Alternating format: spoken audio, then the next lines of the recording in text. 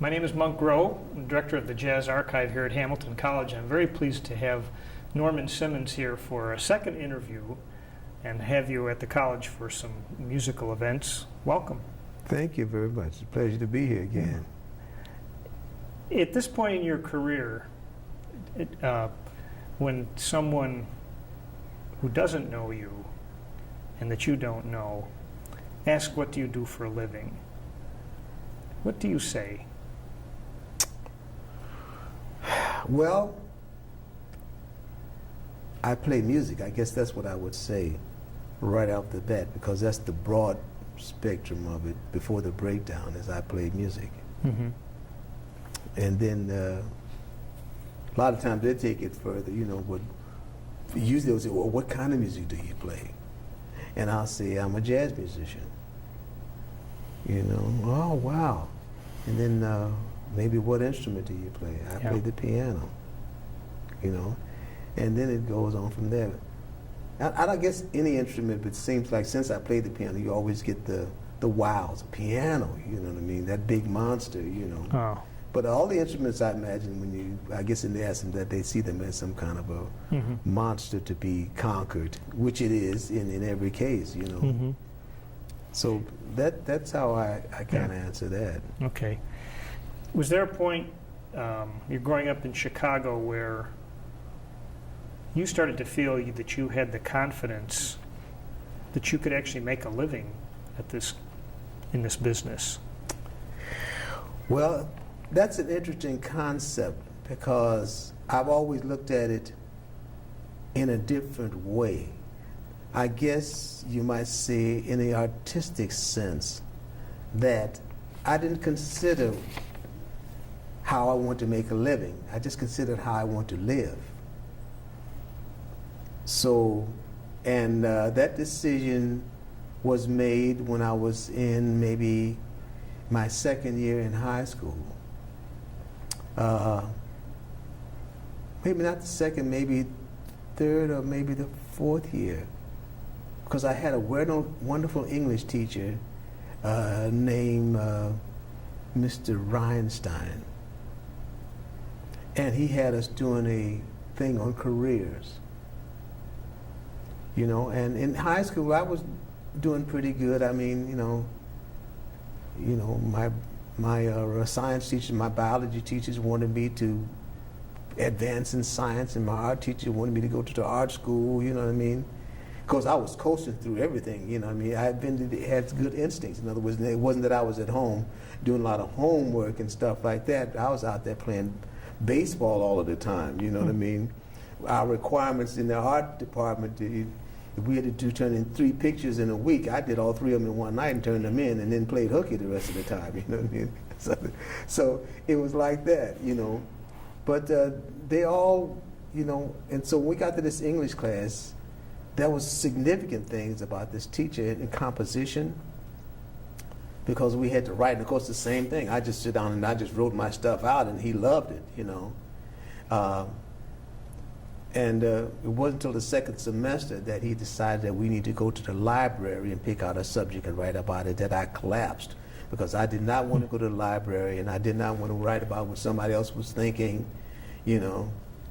And it was the end of the semester, because he had been carrying me all that semester from the previous semester when he liked all my creative work. And he said, you have not done your work this semester. And he's giving me high marks still, So anyway, when all of the kids, you can hear them outside, it's summertime and everybody's getting out of school, I was up there writing. But anyway, we had a course in careers, and I looked at it and said, well, now, if I decide to be an artist, there's going to be someone over me. Either I'm going to be like painting pictures and wait until I'm dead before I get any recognition from them, or I'm going to work in a situation where someone's going to be telling me what to do. I decided, in being who I was, in the black community, I said democracy was mostly represented in the music. This is where individuals accepted each other on another level other than the way the rest of society did. And I decided this is where I wanted to be, in that situation. So it was how I wanted to live my life, regardless of how much I was going to make. Of course, in those days, making money, my goodness. When I left Carmen, for instance, which was like 1970, to show you, I had an apartment in the Bronx with 3 big rooms in it, and my rent was only $91 when I left at $91 a month. Wow. You know, and would you talk to Joe, and he talked about places where you lived and your rent was what, $15 a month or something like, you know what I mean? So, and the other thing about it in Chicago, I tell a lot of people in healthcare and stuff like this in Chicago took care of its people. You could almost go to any hospital and get health care, you know, so the times were different. So you didn't feel this, money wasn't that dominant entity that it is today. You know, it just wasn't there. The people who had money, there were some different other people. All the rest of us were kind of poor. And so there was a different kind of community with everybody else on this same level of working hard, resting hard, and playing hard, you know? I mean, poor people didn't have their money invested in the stock market and all that. Only rich people had their money in the stock market. Did you think, or did your father think of your family as poor? No. And you talk to a lot of people in those days, and they'll say they didn't know they were poor. Mm-hmm. They didn't think about being poor because everybody was kind of on the same level, you know. So there wasn't a lot of, and things were a lot cheaper. We didn't have the kind of a capitalism then. We were more of a democracy then than we are today. So we didn't have people intentionally just stepping on people trying to get ahead, you know. So it was a different kind of a community in general then. These. I have to say that that decision about your life that you made in high school was a pretty mature decision, I think, or to be able to have that outlook, make that choice.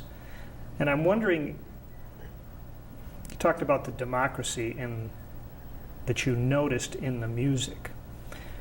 Was that mostly just the black community that referred to in your experience at that time? Well, there was some degree of override because I have to say that like in Chicago, we were very divided. I mean, all over Chicago. That was one of the things that I talk about the governmental setup and everything like that. There was no Chicago unity. There was the Polish neighborhood. There was the Italian neighborhood. That was maybe the Irish neighborhood. That was the black neighborhood. And that was everybody was separate. Everybody. So consequently, there was no real unity there because you only represented your district. So consequently, there wasn't a governing board that for Chicago as a whole. So you could be replaced and somebody could replace you. So the mayor was like a king. Mayor Daley was like a king. He didn't have to, nobody. You know, not until when he died, the lady was Mayor Byrne. That was a deputy mayor, I think.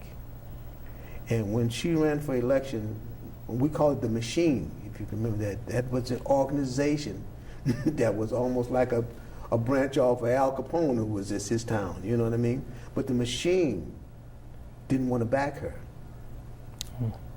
They backed someone else. So she had to go out and get a coalition from all these neighborhoods to run. In circumstances like that was a big snow or something that happened, and she won. And that brought a coalition into Chicago.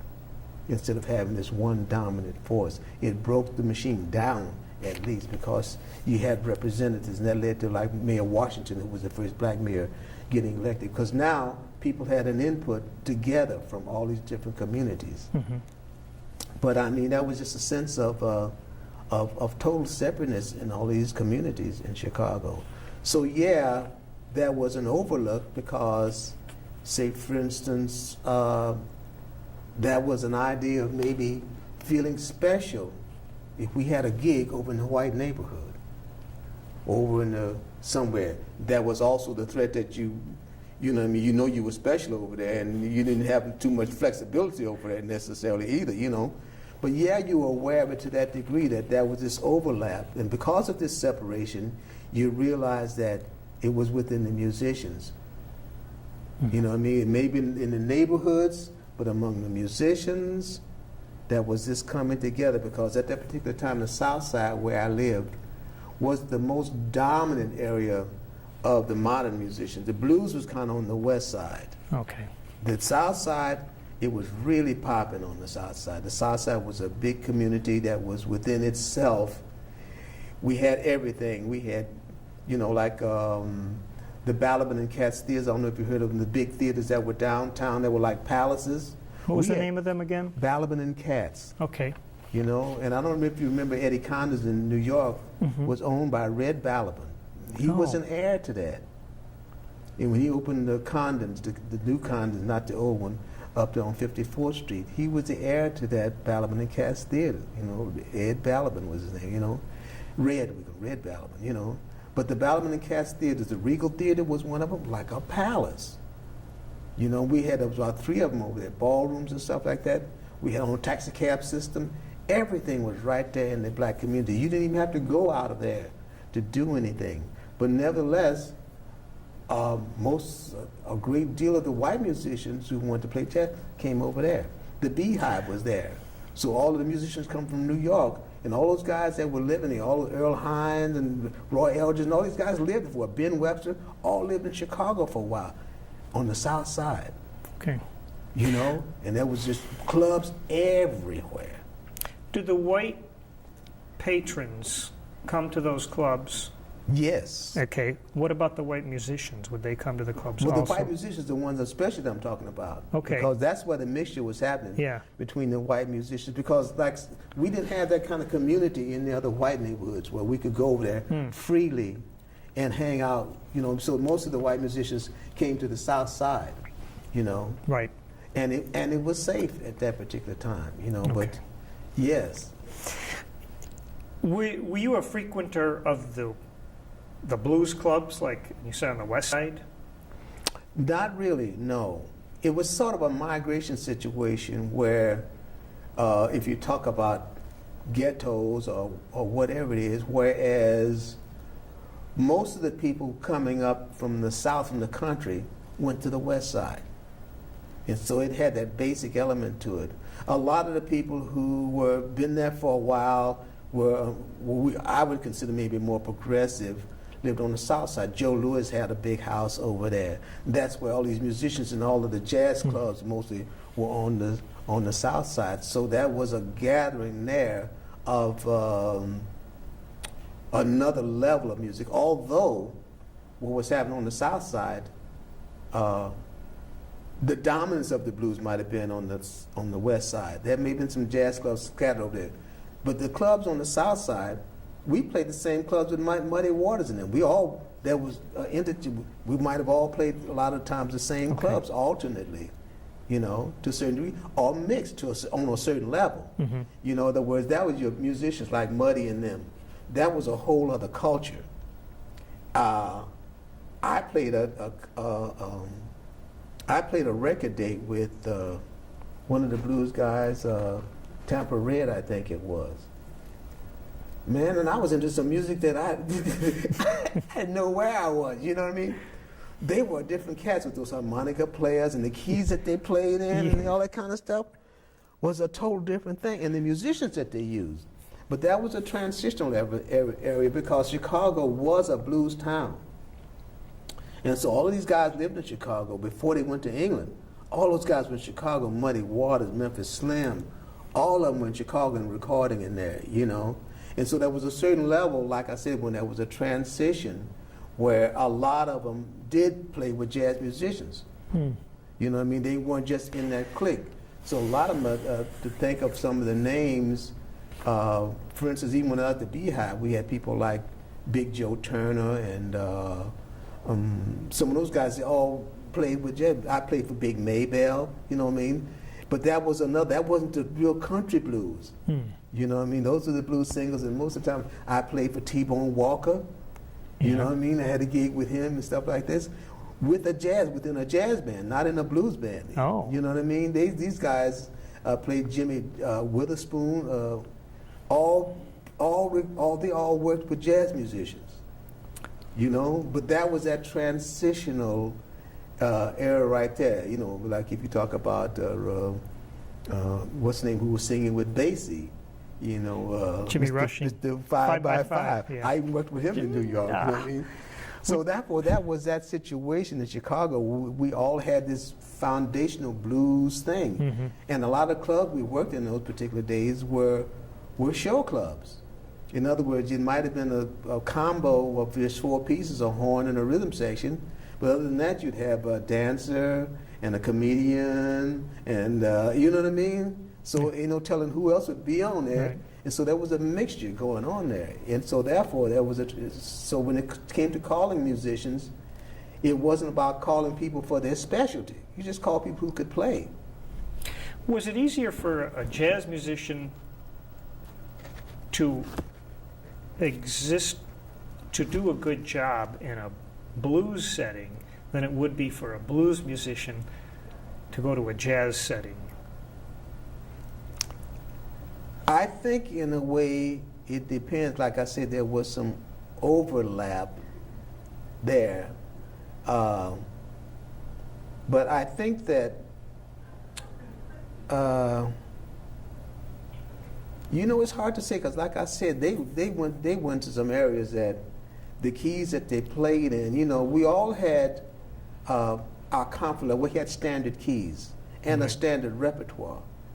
They had keys and repertoires too, you know what I mean? And I didn't see a lot of overlap when it came down to really those guys who played that stuff. They were into their particular element, and I would venture to say that they might struggle a little bit in our area. But I would also venture to say that it's likely we would struggle, because I know I did, Right. struggle in there, Right. you know? Yeah.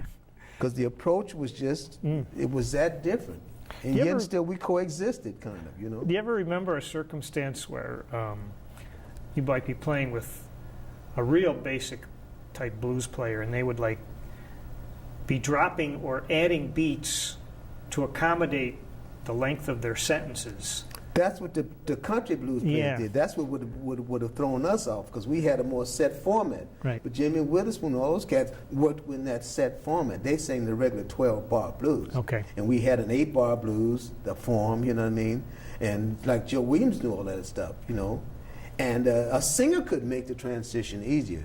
But for musicians, even the way the rhythm section functioned, I think, you know, which that would have been the most basic, you know, when you talk about the drummer and the bass player in that element, or a guitar player, you know, because in that particular day, you know, guitar wasn't that strong in the jazz element. Mm-hmm. You know, it was really a blues instrument, kind of. Yeah. So it was, you know, I would say that it was almost equal on both sides. Okay. You mentioned that people seem to live on less money, or that it wasn't the issue it is nowadays. Do you recall what you would have made in the late 40s, perhaps, when you were gigging there, for those long weeks you've described, working 6 hours a night, and you finally get payday on Sunday night, was it? Yeah. What was a weekly salary for working all those hours? I would venture to say that if you were a sideman, you might be making $60 a week. It's about $10 a night then, Mm-hmm. right? $10 a night, maybe. Yeah. You know, and that's talking about scale, which is very basic, which I kind of broke through that right away. You know, now I could, you know, by being a band leader, I get leader's fee. Mm-hmm. So I might have been making maybe, you know, $75, $100, $120 a week or something like that. You know, I don't think that leader's fee was quite double then what the sidemen were making. You know, Yeah. but you had leader's fee then, and everything was really kind of based on scale in a way, because under that we had guys working under scale. But we had a strong union then, a very strong union. So it wasn't easy to get away with that a lot.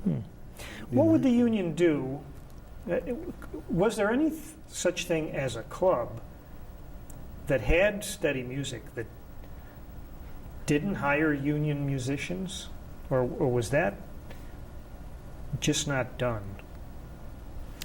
Well, I tell you, to give you a kind of an example of that we don't have now. The union then had representatives who went in the neighborhoods and saw who was playing everywhere. The unions had districts, guys who were walking and go to every club and see who was there. They knew the names of all of the musicians and what's happening. You know what I mean?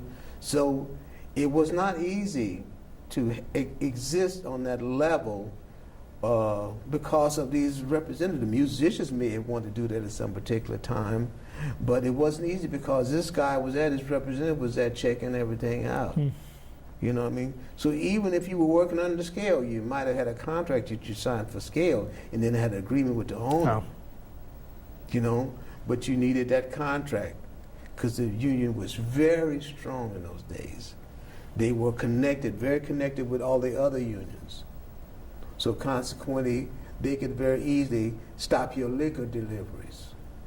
I see. You understand? Because that was the kind of a connection that, for instance, to just what I was saying, it was kind of still the Al Capone days when things were all hooked up with these people who had that kind of control over a lot of things. So you know that liquor deliveries and garbage and all like that were all controlled by those kind of people. And so the union, you know, I might tell you James C. Petrillo, who got to be the head of the whole federation, was from Chicago. Chicago was the last union to merge the black and white unions, because Petrillo would not let them touch Chicago, because the head of the Chicago black union, he and Petrillo were boys together in the strong arm days. You know? Yeah. So the point is, they were very allied. So the black union in Chicago itself was very strong. I mean, even downtown, which we would consider more in the white area, they were strong all over. Was it, I don't know if you'd know this, but was it a positive thing for the black musicians when those unions finally merged?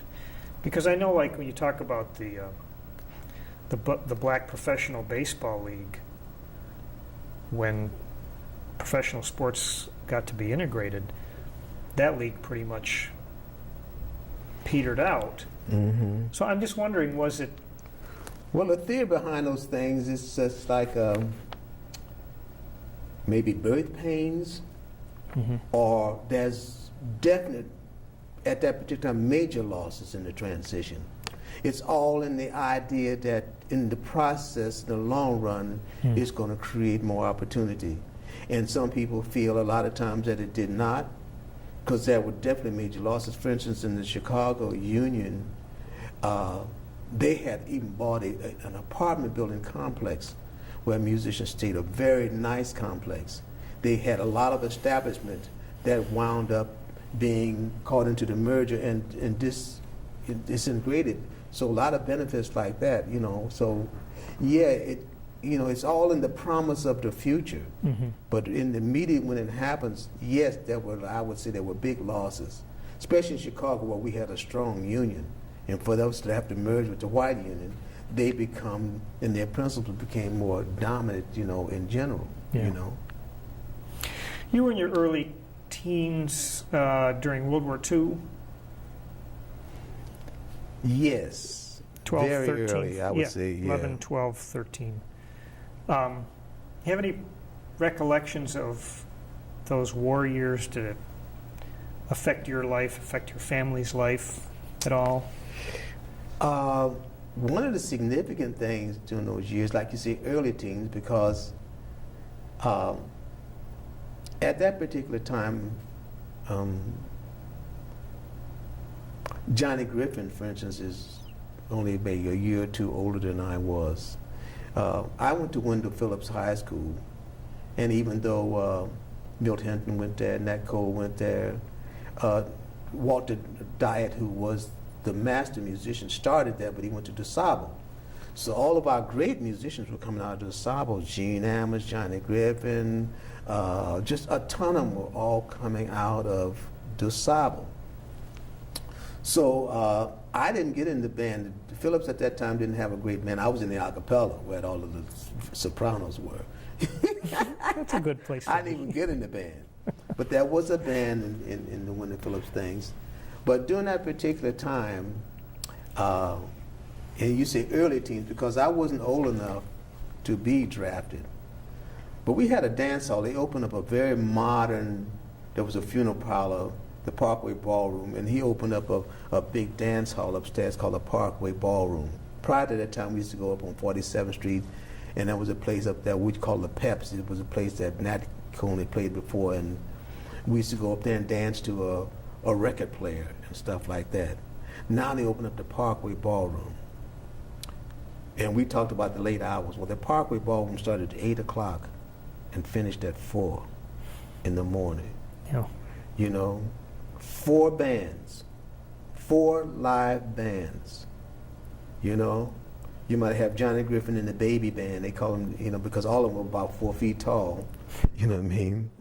There's Eugene Wright in the Dukes of Swing. Eugene Wright is the bass player. The bassist That's right, who went with Dave Brubeck. With Dave Brubeck, yeah.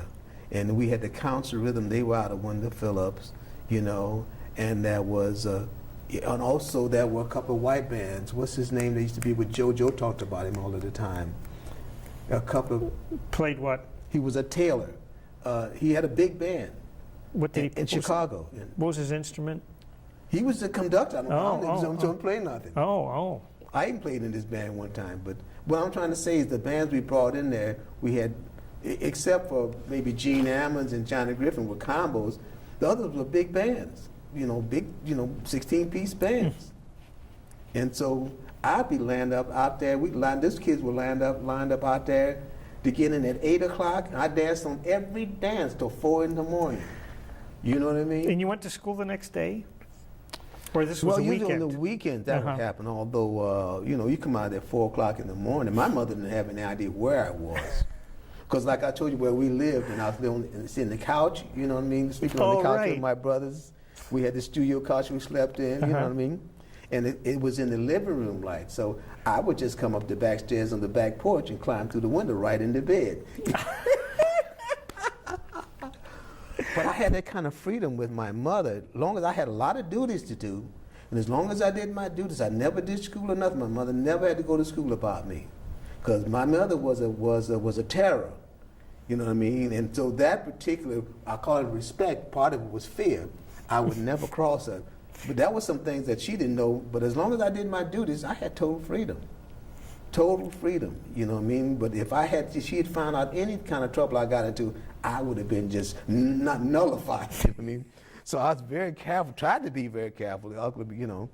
But anyway, I had a little mutilated draft card, because I still was not old enough to go in there.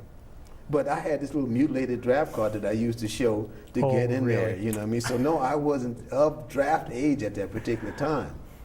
But I wished a lot of times, because my friends who went, particularly the musicians, at that they were in the band in the Army. So they was playing these guys off on the boat and everything like that. And in the meanwhile, they're sitting around practicing and jamming and going on. Yeah, so I wanted to be in the military. Did you end up doing military? No, I was not in the military. When the next war came around, and I think it was the Korean War maybe, they were drafting, they were not drafting fathers. I mean, they were not drafting husbands. Oh. And I had just gotten married. Okay. Then they started not drafting fathers, and I had just had a kid. Okay. And I had my notice, bring it up close for 3 days. You know, when you got that, you were in the Army. They send you this notice, bring it up close for 3 days. That means you were in. I took that thing down there. I said, hey, I got a baby. I'm out of here, you know what I mean? Because I don't think the Korean War itself had the privileges at the Second World War. Because you know those guys came out the Second World War, upgraded our music a great deal. You know, Because whereas when you talk about education, where we were self-educated a lot among ourselves, you had the GI plan. And a lot of guys that were in there now that came out was able to go to universities. Maybe people like Quincy and those people, they came out there and Cannonball. A lot of these guys met in the Army. Yeah. But the point is, a lot of them that came out of the Army had the GI plan and were able to go to universities. And I think this had an upgrade on our whole musical community with those guys, the kind of leaders and musicians that they became. That's an interesting point. I hadn't thought of that. Yeah. Do you recall the first time you played in an integrated band? Or wasn't it even something that would register in your memory? Well, maybe to a certain degree I would remember that. One of the things, say for instance, when I was at the Beehive, because I wasn't a guy that hung out a lot. So consequently, you know, I remember Duke Ellington, they used to have the blindfold test, and he didn't know nobody. You know what I mean? Because you see, I'm at home writing all the time. I said, yeah, well, that's me. So I didn't worry about it. You know what I mean? I was at home writing all the time. I was still trying to be an arranger then a lot of times. So consequently, I didn't hang out as much at the jam sessions to play. Okay. You know, but nevertheless, when I got to the Beehive, for instance, I met Niels Bertil from Sweden. What's the name again? His name, we call him Bert Dale, but his name Niels Bertil de Landa. And he's a Swedish drummer. I went down to the Blue Note to see Duke Ellington, and he was sitting there. I met him, and I invited him up to the Beehive where I was, and he sat in on the jam session night, and they hired him, and he became our drummer. So I integrated that band with him, you know. But then that was Ira Sullivan, you know, who was on the South Side all of the time playing with the guys over there. And like I said, I wasn't necessarily his band, but when the Beehive, Ira and Red Rodney were our house hornmen.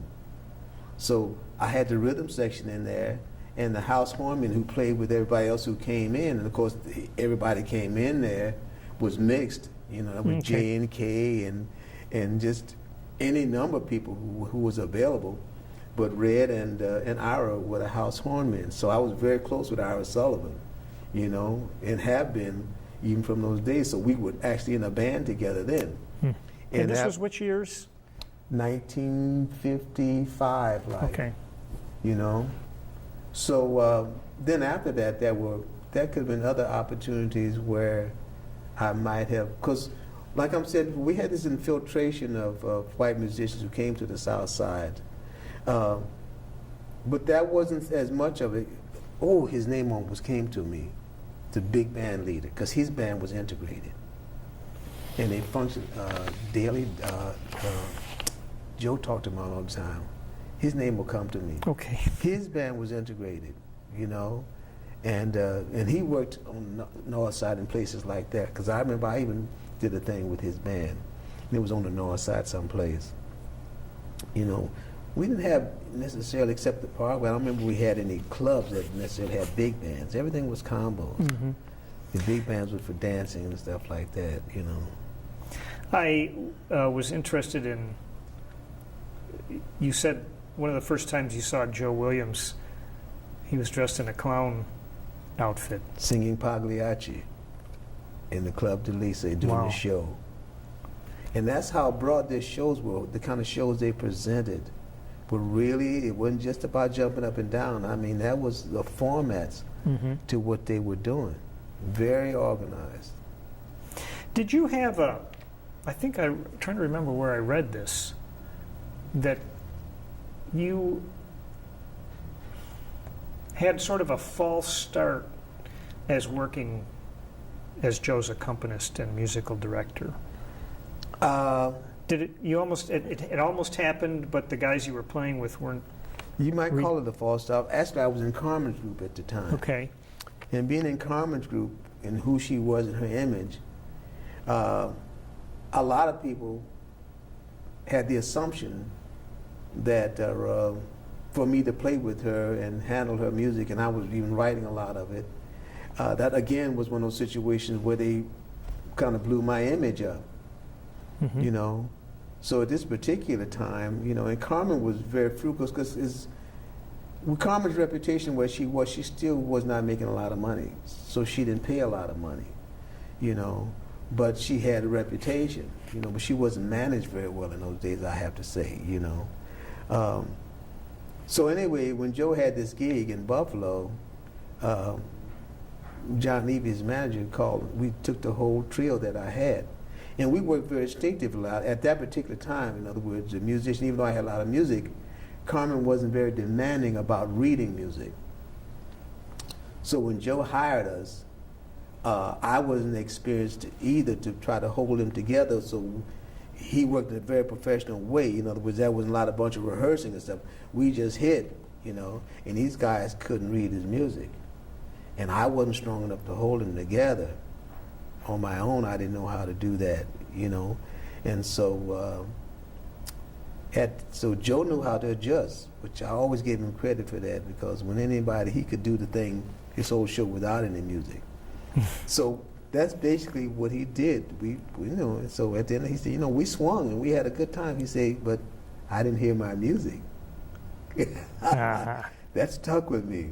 Yeah. You know? So that was that incident. That was up in Buffalo someplace. And then later on in New York, because even I had a couple of calls before that I was afraid to take because of that. I just didn't feel experienced enough to go out with him and do those spontaneous things, you know, that very highly polished musicians could do. You know, like either no rehearsal or like when I got called to do a big band conducting and stuff like that.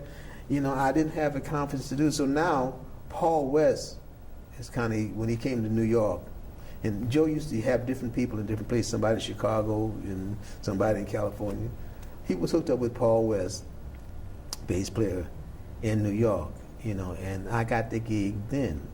So Paul West was the stabilizer, you know, and in that particular time, so I'm in Joe said, you progressed.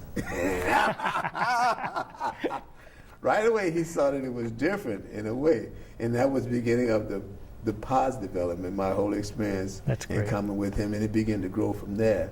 Yeah. Because actually, John Levy, his manager, is the one who literally hired me. You know, because he said, well, you know, you got to stop running around the country all by yourself, hiring different musicians. You need to have a musical director with you, because he loved going around rehearsing the bands himself.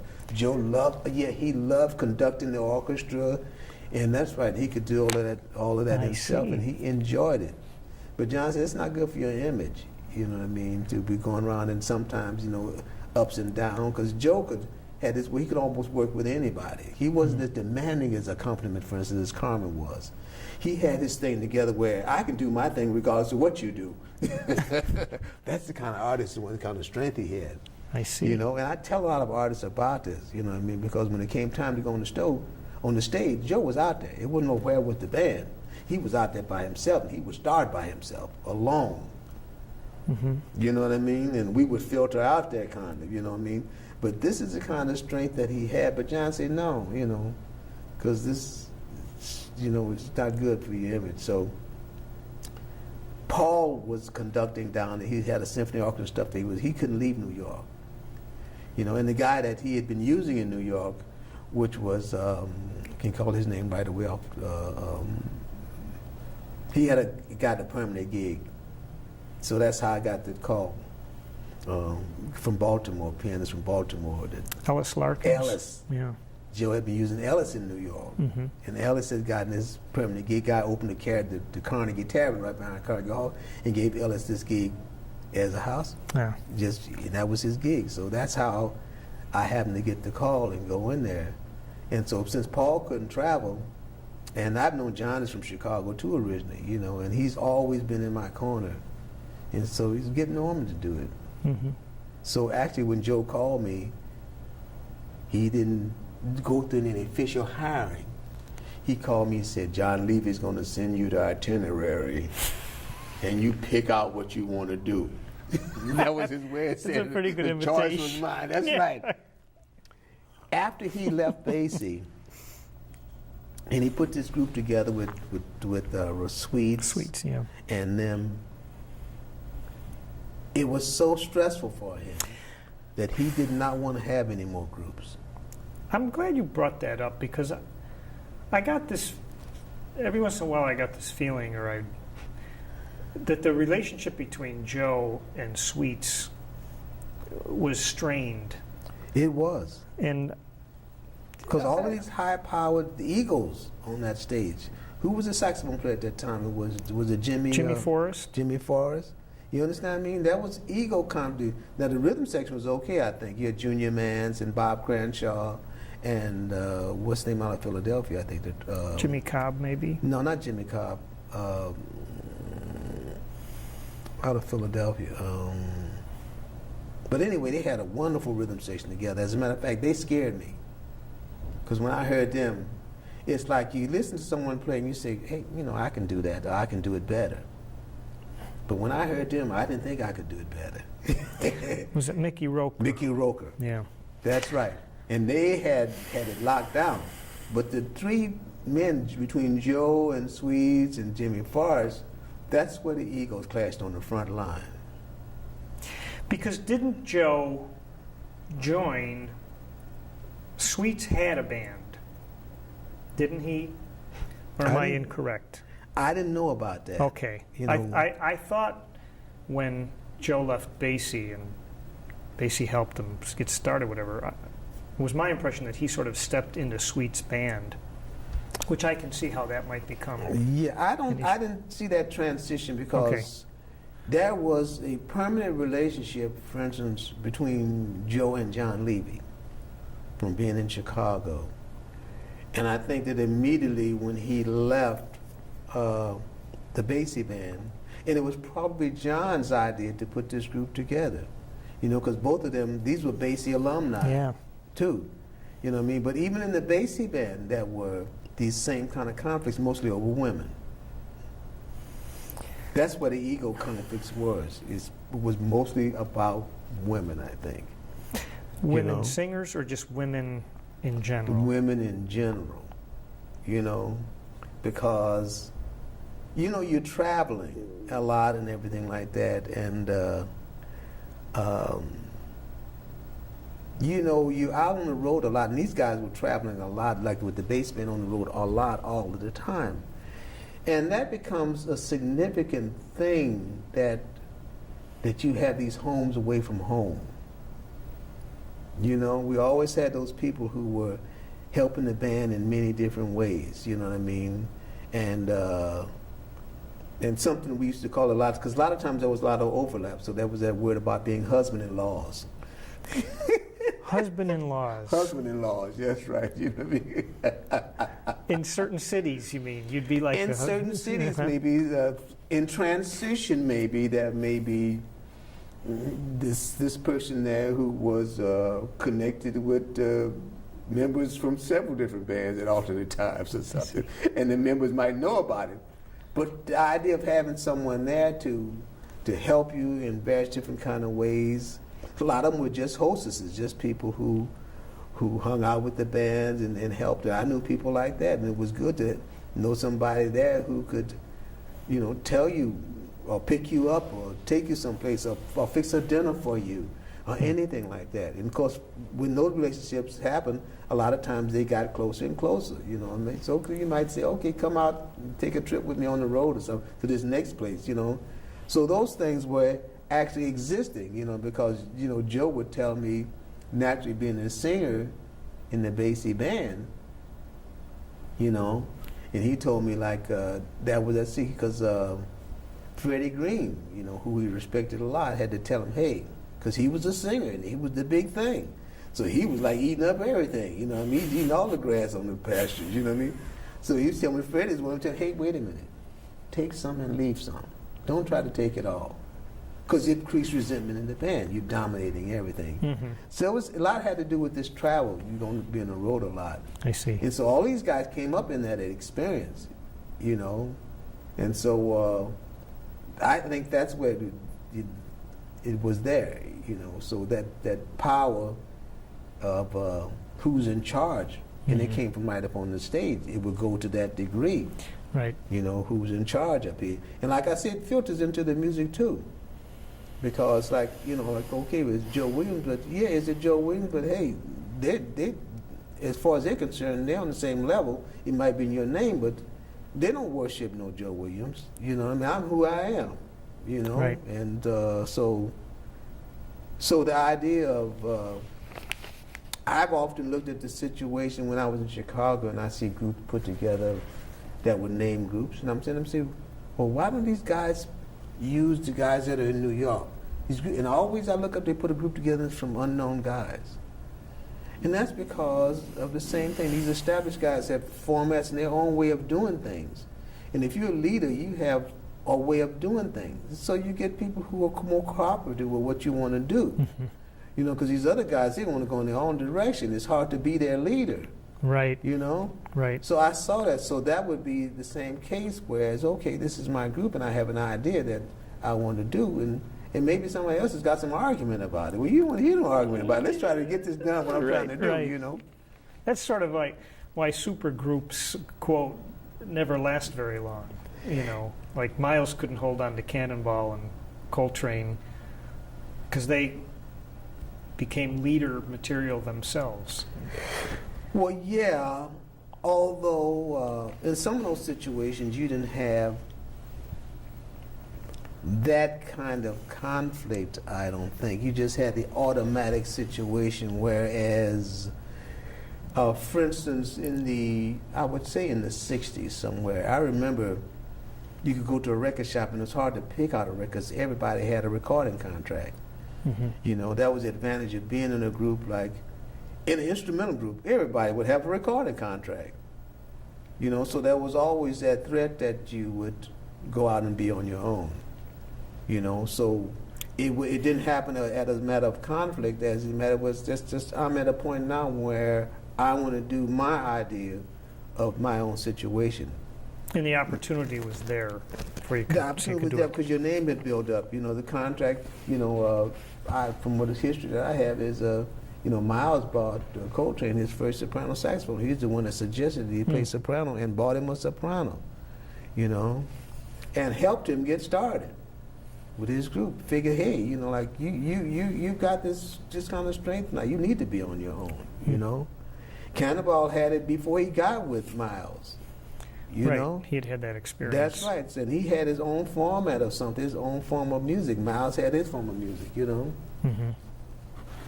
I wrote down a couple things from your first interview with us. Yeah. That I thought were nice little thoughts or quotes. And you said music is an expression of all the things in your history. How does your own life experiences and the way you live your life, does that affect your music? Well, just right offhand, I would say yes. Right offhand, I would say yes, because when you look at it, if I go back to my beginning and realize and look at some certain things, like I didn't have to choose to play music. It was not a choice to play music. You understand what I mean? It's not a question where I said, well, what should I do with my life? What should I do? It was right there. It was with me. It was a part of the community. The piano was sitting there. Everybody was involved in, not even as a musician, but people were more involved in, dancing. There was more of a total involvement, that you became a part of. And you were just it just happened in a natural way. So I looked at people and said, I decided to study music. Or I did, at some period in their life, they decided to be a musician. You know what I mean? I didn't have to make that decision, you know what I mean? When I decided to do it, I was already doing it. I just had to decide that this was going to be my life, my focus, But there was, and say, for instance, like even to the degree people who weren't musicians, could sit down and play something on the piano. Maybe they only had one tune they could play. You know what I mean? But people, that was just kind of an overlap kind of a situation there, to the degree where the music, the dancing, that's the other thing you realize that. Like when I grew up and I go back to Chicago, I wonder where are all these people I knew that was dancing all of the time. Where were they in the nightclubs when I came back? When I got with Joe, I started seeing them again.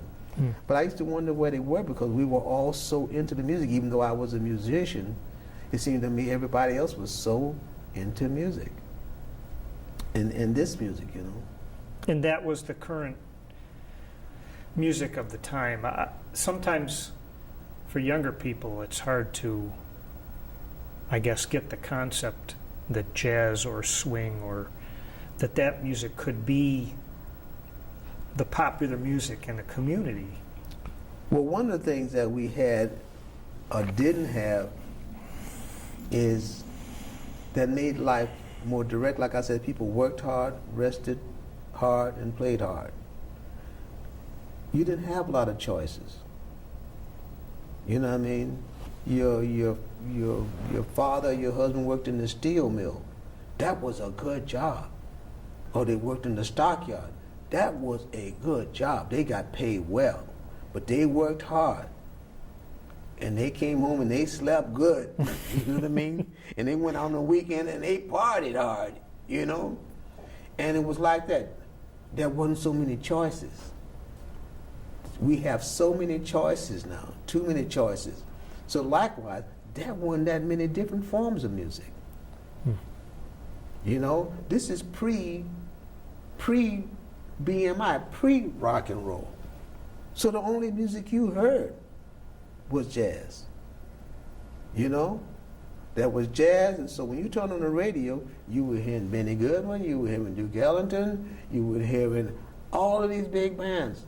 This was the music up and down the radio. So this was just your automatic, this is your culture. The blues was so far down on the radio, with so much static down there that you couldn't even tell what they were doing down there. No kidding. It was the wrong end of the dial, huh? Yeah, there was no FM now. It's just one thing. But there was down there, there was so much static down there, you didn't even want to go down there, you know what I mean? That's but interesting. All the music was jazz. Even when you come to people like, you have to realize that, I always realize that people like, with the sweet bands and stuff like that, were playing a form of jazz. It could have been more directed to people who dance simpler or sweeter, but it was still a form of jazz. And as I read some of the books and you look at the breakdown of these guys, you go to Claude Thornhill, and these people were not like, the outright jazz players, and they still talk about a form of swing, how the band swung. Right. You know what I mean? The repertoires was different. You go back in and you realize that where Miles came from with Gil Evans in the Thornhill band, where they had French horns and tubas. You know what I mean? This was different. So the sound of the band was different. This is what Gil brought to Miles. And then listening to Bartok and his people and stuff like that. And this was a transformation that they went through in that area that hit all of these groups. Jerry Mulligan and all these cats were hanging together in Gil's basement apartment. And so Gil was the big mentor. Yeah. Just like there was a bunch hanging out in Thelonious' apartment, Yeah. And that kind of stuff was happening, this kind of camaraderie. But this transition, when you go back to music, like I tell a lot of people, once they put all the drums together in one thing, it was jazz. It was a jazz technique to play the drums. Once you didn't have one guy playing the bass drum and one guy playing the snare drum, another guy clapping the cymbals, you know what I mean? All of a sudden they put them all together and it became jazz then when one guy had to, so it was all these different levels of jazz, but that's all that was on the radio until 1945. And what happened then is that an ASCAP ruled the airways, kind of. But BMI owned the stations, broadcast music on the stations. And so there was a lot of publishers you couldn't get into ASCAP was like joining the Masons. You know what I mean? Either someone in there had to bring you in or you had to have a hit on Broadway. Oh. So there was a ton of little writers who couldn't get in. and BMI started. And when they started, they put ASCAP off the radio. For a while, you didn't hear no Benny Goodman, you didn't hear no Duke Ellington, you didn't hear no Tommy Dorsey. All you heard was this repetitive type of music. Rhythm and blues?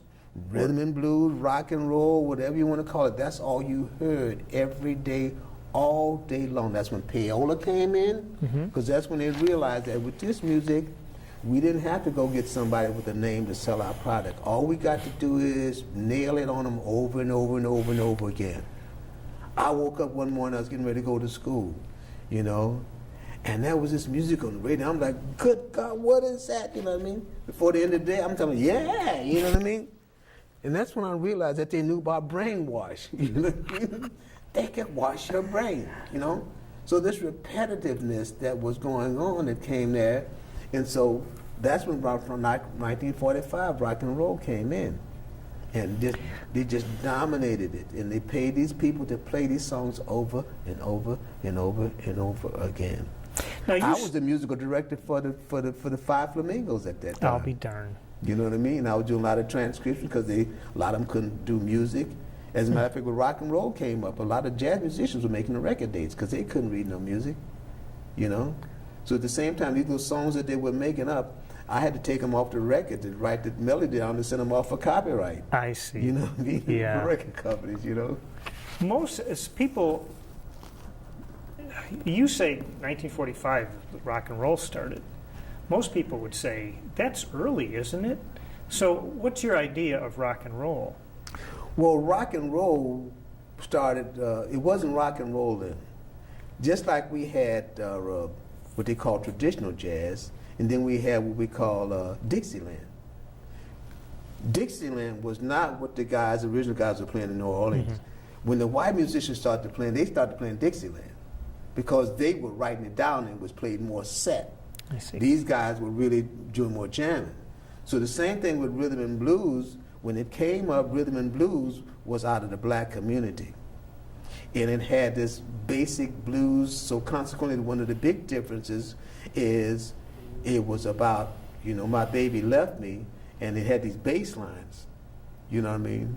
Then when you get to rock and roll, you got the white musicians, and it was poetry on top of a beat. So you didn't hear these big bass lines no more. What you heard was backbeat, nail it down, and poetry. You know what I mean? That was rock and roll. Rock and roll was represented in that particular era, and rock and roll didn't get started for the simple reason because rhythm and blues was suppressed. You know what I mean? Like I said, that the part down, it was down in, you know, in the end of the radio. The youngsters is what put rhythm and blues on the map. Because the industry started to suppress it because it was black. But the white kids were hearing it and they wanted it. And they're the ones that insisted upon it. Now what happens is these guys, all these guys in Chicago went to England and the Beatles got it. And the Beatles then brought it back over here and it was gone. You know what I mean? But they didn't let it happen over here because they did not want these, they didn't want the black community to have this control over that music.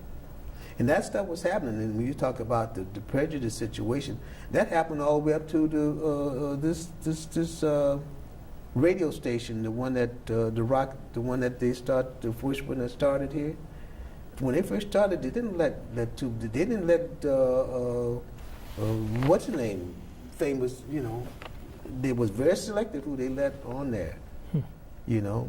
So, but the point is, we have a situation now where whatever the music is, there is a certain element of power now among and that's where the capitalism comes in, because the demand from the young people, what they want, the industries try to meet that demand. And right now, the young people are unified all over the world.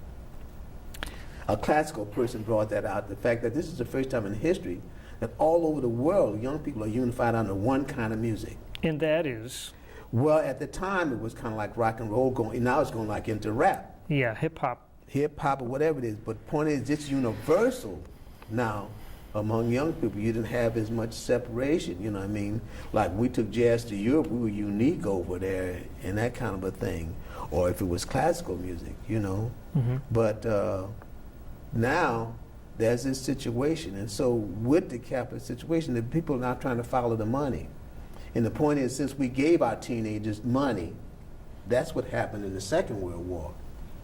And that's what created the generation gap, is when the mothers did not come back home after working in the plants in the Second World War. They had money. So after the war was over, they had this individual. We had no mothers at home. I'm not sure I'm following you. Well, prior to that time, television comes out, right? All of your commercials is about Oxydol and the stuff for the housewives. You understand what I mean? Now we get the World War, and all these women are working in the plants, making a good salary. You understand? The kids are at home, so after the war, they're still out there. They got money in their pockets. So the kids are still at home by themselves watching television. So the advertising now is focused on the kids. And now because the mothers are not there, they're giving the kids the money. So all of a sudden, you've got these kids with all the money and freedom to buy all of this stuff because the parents not being there have this sense of guilt. You know what I mean? So they're giving them the money. So now the kids are taking over. But the industry sees, hey, they don't know so they're selling them this stuff. And they buy them. So now a pair of tennis shoes cost $200. And these mothers up in Harlem who can't pay their rent are buying $200 tennis shoes for their kids. You know? This kind of a turnover. And so the focus begins to be on the piece. So now all these kids in college, they all got their own cars and everything. Are you kidding? We were lucky to ride in a car. It was one car in a family, maybe, you know? Now every kid got his own car. Every kid's got his own TV in his own room, because it's like, here, go do this thing. Don't bother me because I'm out working all day long. You know? But that creates a mentality and a separation that goes on right within the family. That is, within itself, a kind of a war. You know, because the parents don't get as much respect. So now the parents are following the kids. They're following the kids. And they're following the kids' ideas. You know? I have where I live right now, there was a teenage nightclub right next to where I live. You know, they just folded just recently. But these kids are pulling up there. They got hearses and vans to bring all this equipment in, and that's what happened to jazz. In the long run, the industry saw, hey, wait a minute. Let me sell to these people who need these great big speakers and all this other equipment. These jazz musicians don't need that stuff, you know? And that's the direction they went in, electronic, because these kids need it all. Well, where were they getting the money from? You know? But now, because now they got trailers, they pulling up with trailers and stuff like that they pulling up and unloading up there, and now their mothers are coming with them. Mothers and aunties and whomever are coming with them, you know, and what you know, and situations that I've saw, you know what I mean, because the turnaround is going to come from the young people. You know, I saw a situation on television where this woman is still talking about, well, I let them do this in my house and do that because at least I know where they are. And this young person said, no, if they're doing wrong, you're supposed to stop them. Because what happened is the 60s, again, the freedom movement. Those people fought for the right to do whatever they wanted to do. So in that way, no one could tell them nothing. They won that battle. In transition of being in charge of the money from their parents to the right, you know what I mean? So since they don't let nobody tell them what to do, what kind of standards do they have for their kids? Yeah. They can't pass no standards down. They can't say no because they wouldn't let nobody say no to them. Right. So all of a sudden, it begins to go in that direction. So finally, they're following around and going with the standards that we followed are being set by inexperienced people. All the way down to talking about football players and baseball players. Children. And people that we are worshiping and putting up on pedestals that ain't got themselves together. You know, but they're privileged. We listen to them like they're gods. You know? You ought to teach a sociology class here. I'm serious. But all of these things have something to do with the music, because at that particular time, we also had this period of time when the atom bomb came out. And we all thought that we're not going to be here tomorrow. So everybody was building bomb shelters. You remember that? Yes, I in do. their backyards and stuff like that. The young kids decided, hey, wait a minute.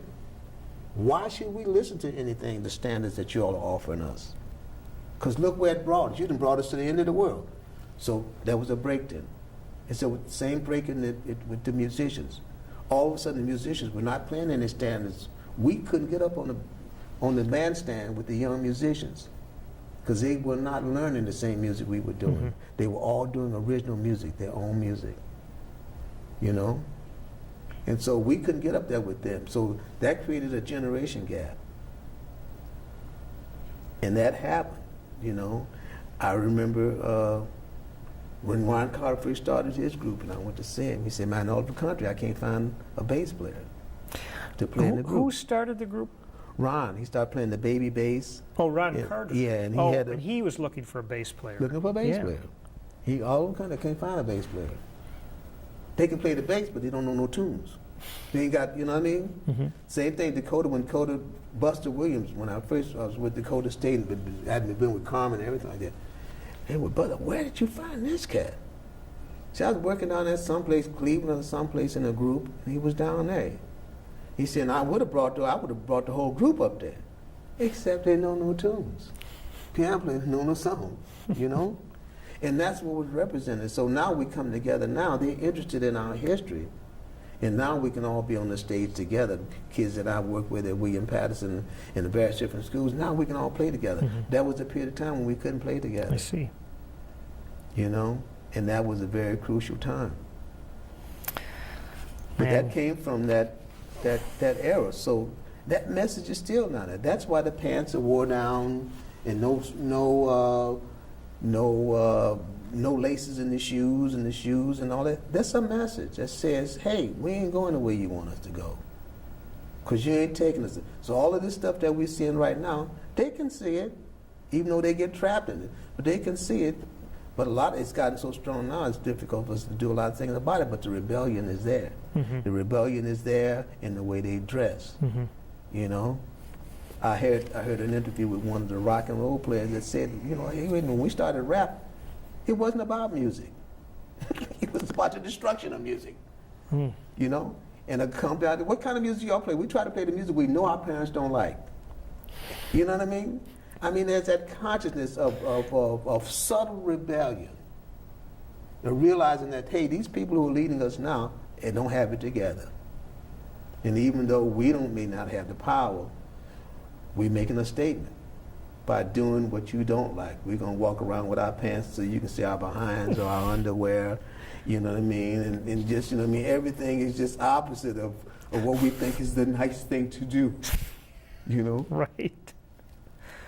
Gee, that's some great thoughts you've had there. And, I wanted to ask you about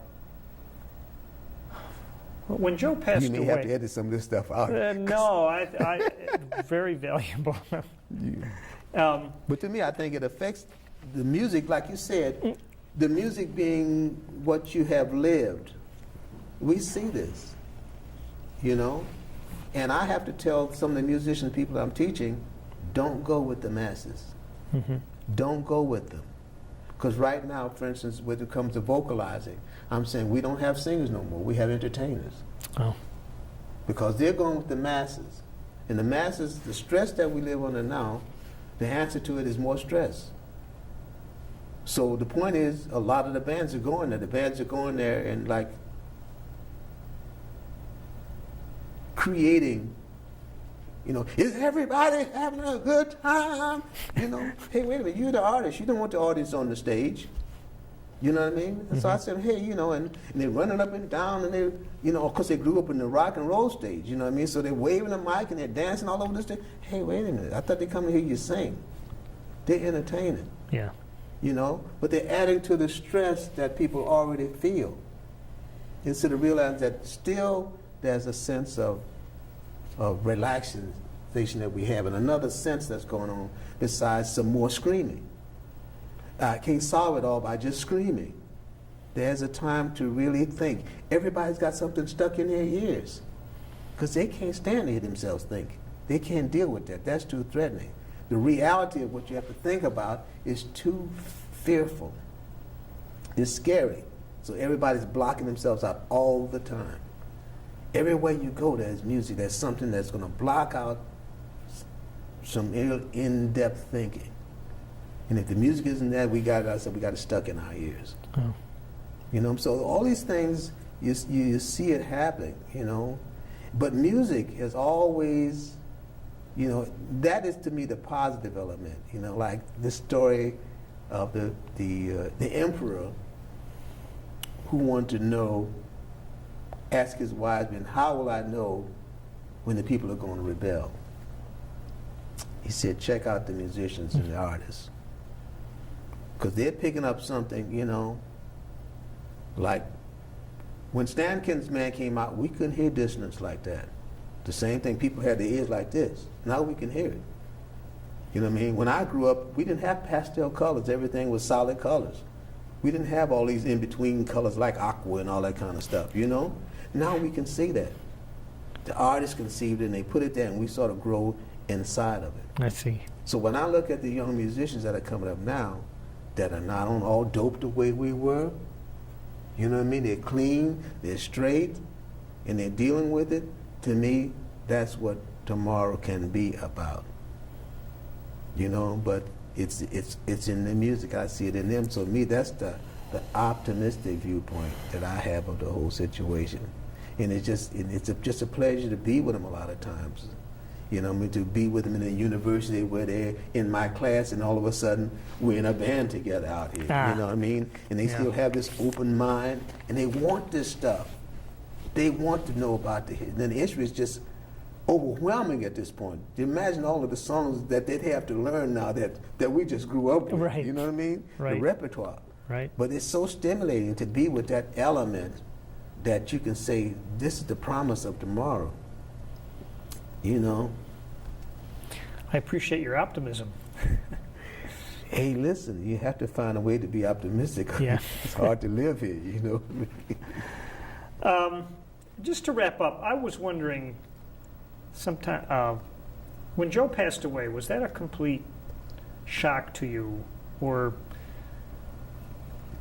did you have a feeling that It he was really a fluke wasn't well? to me. A fluke? A fluke, because I always say that Joe didn't have to go, and he wasn't ready to go. You know? But as the situation was, it's hard to say how it was because, you know, as much as Joe was a very congenial gentleman, and still again, he had his own thing, you know. He did what he wanted to do, basically. You know, and that's another thing, too, that happens, and that is, in our business, for instance, that was one instance, the woman that owned the club in California, Joe had agreed to come there and play, and he had an attack of whatever he had, emphysema, whatever, and he didn't show up. And so she decided, oh, I'm not going to hire anybody in the 70s anymore. So you see, when you get ill, you can't afford to let it get out that you're ill because people get afraid to travel you and bring you places that something's going to happen. So Joe did not, he had that image, you know, I know, but he had this, whatever his problem was, and Henry told me he had this little briefcase that they'd give him for an oxygen, but he wouldn't take it with him, you know? And a lot of times he just wanted to convince himself. The other thing my mother told me is that really strong men can't adjust to being weak. They're not used to it. And Joe was always so robust and strong that he didn't really accept this idea of being that vulnerable, you know? So he had some attacks at certain times. Some of them were, I remember one time we were going to San Francisco and he had an attack and he didn't show up, but John was just upset about it because we were all there. And all of a sudden, he couldn't get there. 3 times in San Francisco. But this time, no, this was Seattle now. Yeah. When we arrived in Seattle, everything was fine, basically. We're at the airport, you know. But the air in Seattle was such that the people in Seattle couldn't breathe, you know. So we go to the club that night, and Joe had already been in. At one time, I had an attack in Seattle, and they put him in intensive care. Boy, he came out like he was 17 years old. You know what I mean? We went in the Blue Note, and I'm trying to tell the basic band to back off of him. He blew him off the stage, you know. But now we go up there, and everything is fine. So he come to work the first night. The second night, he's got a little phlegm in his throat, you know. And so he comes to maybe the third night, and it's worse. I don't know exactly the procedure, but all of a sudden, his wife had to call a hospital to get an oxygen machine for him, you know, because it's building up. Then what does he do? He comes to work with the oxygen machine. You know what I mean? So he's now getting up on the stage, and that's going to determine he had to, you know.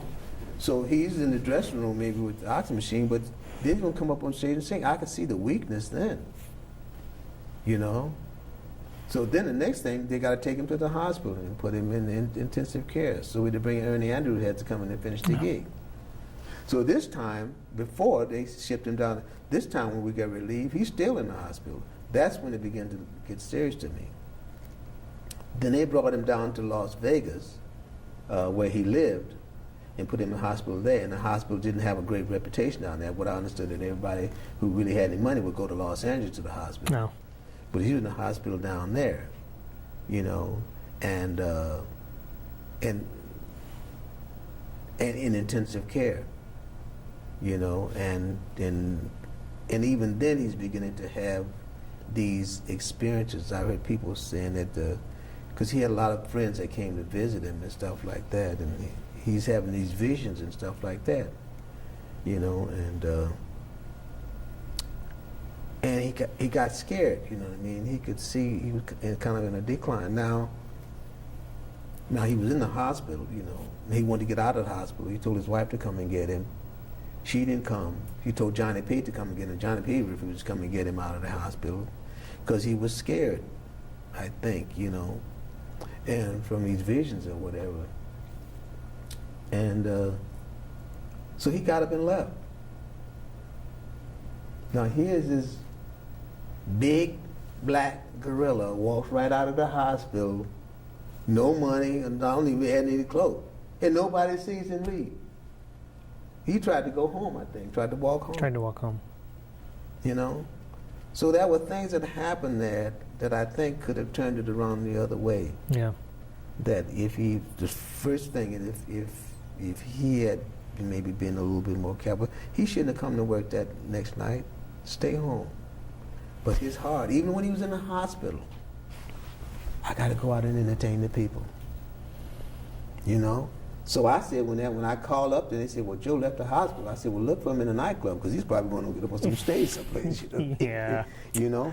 Gee. But he'd try to walk home, and he's in somebody's yard. That's what he found. Yeah. You know? But Yeah, always his heart was in, even when he was in the hospital, he had Johnny Pete there rehearsing him for some kind of program that he wanted to do.